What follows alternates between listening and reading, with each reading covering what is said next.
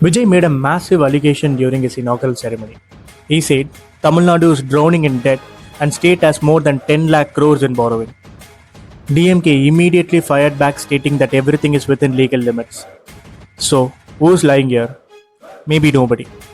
When we actually look at the numbers, we will understand that both the sides have a point to prove here. Under India's fiscal rules, states are actually allowed to borrow money, but there are limits.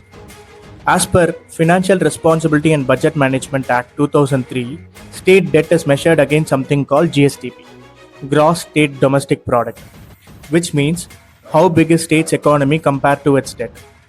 Tamil Nadu's current debt to GSDP ratio is around 26%, and generally accepted limit as per Act is 28 to 30%, which means technically DMK is right.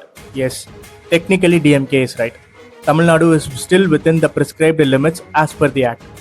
But that is just one side of the story. Let's look at the other side of the story by answering one simple question.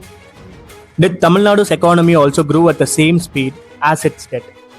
In 2014 to 2015, Tamil Nadu's debt was around 2.3 lakh crores and GSDP was around 9.7 lakh crores. Fast forward to 2025 to 2026. Tamil Nadu's debt crossed more than 10 lakh crores and GSDP crossed more than 35 lakh crores. So yes, Tamil Nadu's economy grew massively in last 10 years, right? Yes. But here's the catch that no one talks about.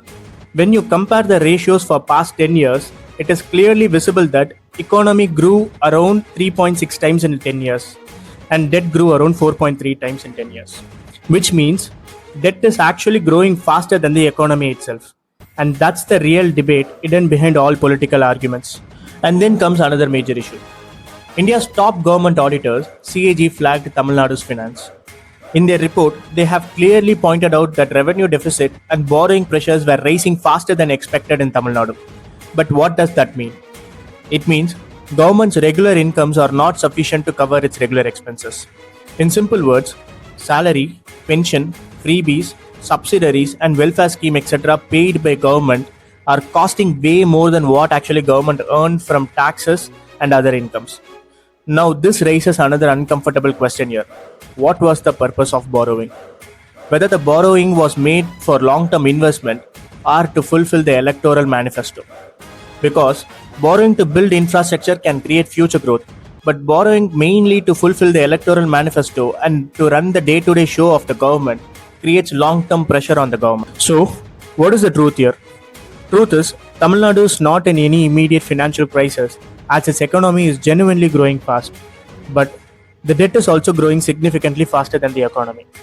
So the real debate is not simply whether Tamil Nadu is in debt or not. Yes, Tamil Nadu is in debt. In fact, every government borrows money and every government is in debt.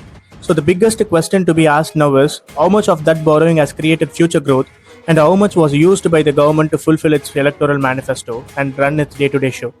And that is the real debate Tamil Nadu should be having now. Now you guys tell me, who is closer to truth? Vijay or Stalin? Comment your thought below and follow Lawgic for legal and political facts beyond headlines.